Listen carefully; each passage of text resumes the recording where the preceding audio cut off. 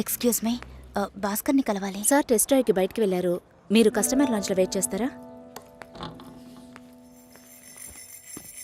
ఏంటి ఐశ్వర్యకి మురళిక నమ్మలేకపోతున్నానరా. వాళ్ళిద్దరూ సైలెంట్గా ఉన్నప్పుడే అనుకున్నాను ఏదో లింక్ ఉంటుందని.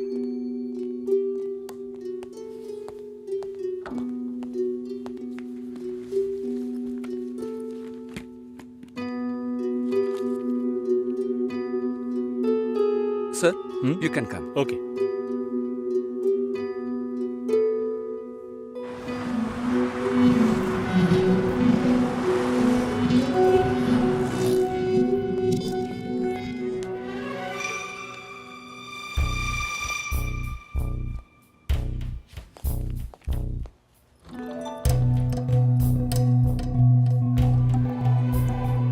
నేను అన్ని ఫోన్లోనే చెప్పానుగా.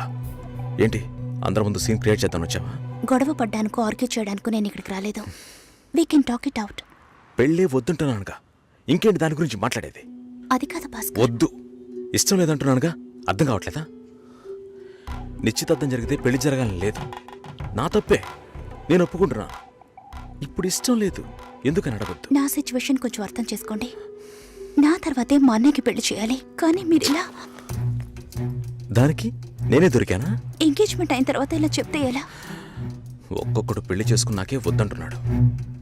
అయితే నన్ను పెళ్లి చేసుకొని వద్దని చెప్పండి. మరీ అంత తొందరగా ఉంటే దానికి వేరే ఎవరినైనా వెతుక్కో.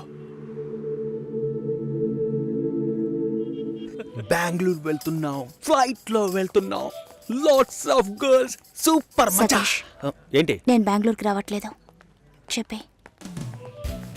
ఇంతసేపు నీతో నేనేం చెప్పాను? ఏం చెప్పావు? ఇద్దరం బెంగళూరుకు వెళ్దామన్నాను, సరే అన్నావు.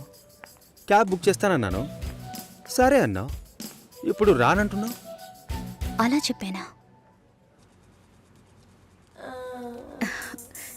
ఏం తీసుకుంటా? అది ఏమి ఇచ్చినా సరే.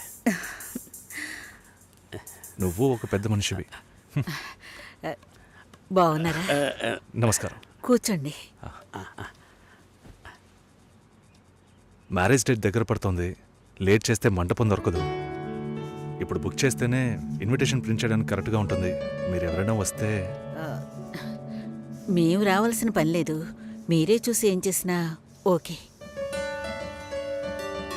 సరేనమ్మా, మేము వస్తాం. భాస్కర్ లేరా? బయటికెళ్ళాడు. వస్తే చెప్పండమ్మా, ఫోన్లో కూడా కాంటాక్ట్ అవ్వడం లేదు. చెప్తానులేండి. వస్తామండి.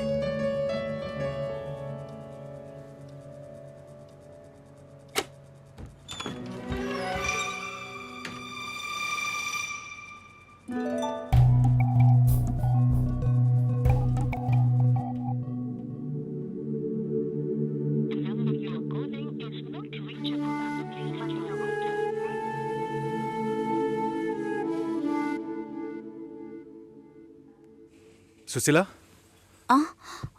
భాస్కర్తో మాట్లాడతావా? మండపం చూసాం, ఫోన్ చేస్తే తీయట్లేదు, కొంచెం మాట్లాడమంటావా? 3rd July wedding. సునీల్ వచ్చి.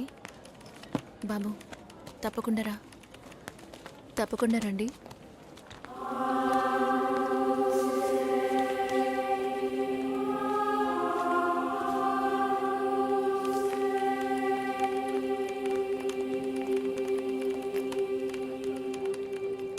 షోల్డర్ ఎక్కడా? బయటికి వెళ్ళాలి. కార్ అడిగాను.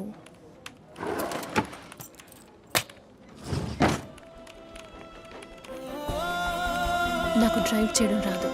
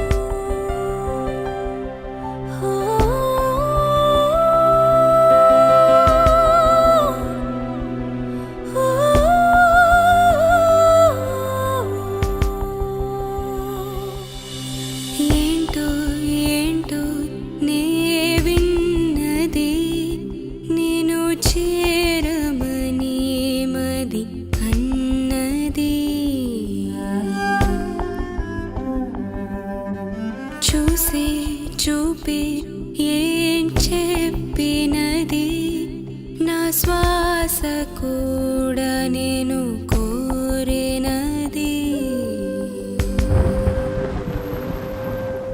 అడుగు నాతో అంది నీకే జతకమ్మంది సిక్కే విడిచి ప్రేమై అల్లింది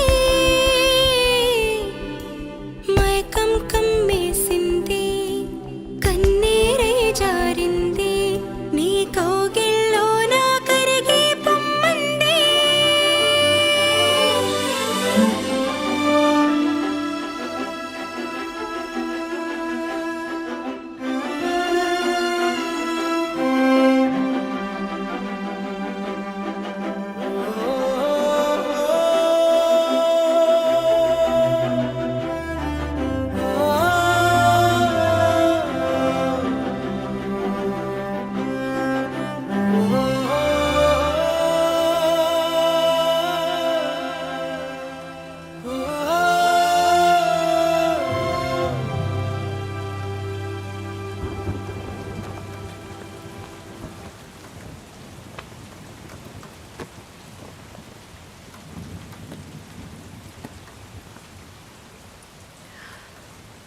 రేపు పెళ్లి కూతుర్ని చేస్తారు.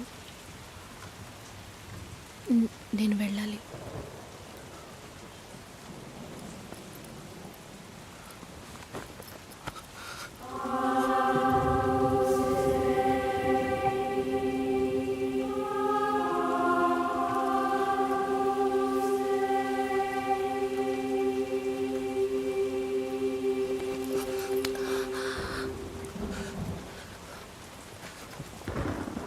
నేను చెప్పినప్పుడల్లా సీరియస్గా తీసుకోలేదు.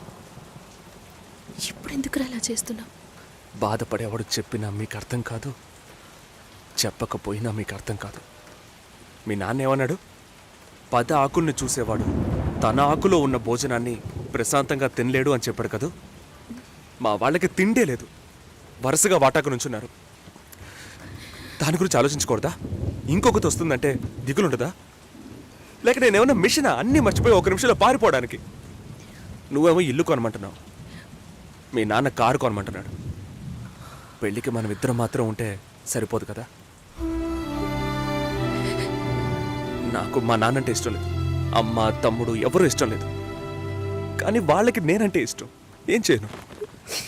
రాజభవనం లాంటి మీ ఇంట్లో టిప్ టాప్గా ఉన్న మీ నాన్న ముందుకి కోచి కూడా కట్టుకోవడం తెలియని మా నాన్నని తీసుకొచ్చి నిలబెట్టాలి.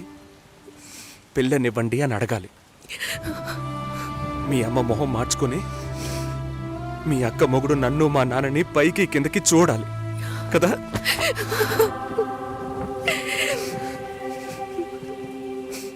ఈ ఆలోచనలు ఎవరికైనా ఉంటాయి. ఒకవేళ మా నాన్న ఏమైనా అంటే ఏం చేయాలని ఆలోచించకూడదా? నేనే బిచ్చగాడిని కాదే, కానీ మీరు అలా అనుకుంటారేమో అని భయంగా ఉంది. లోపల ఏదో ఒక భయం రక్తంలా ప్రవహిస్తోంది. మీ నాన్న మంచోడు మంచోడు అన్నావే,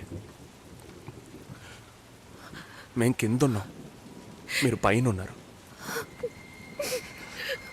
మా ఆ అబ్బాయిని ఫ్యామిలీని తీసుకొని రమ్మను, మాట్లాడదాం అన్నారా?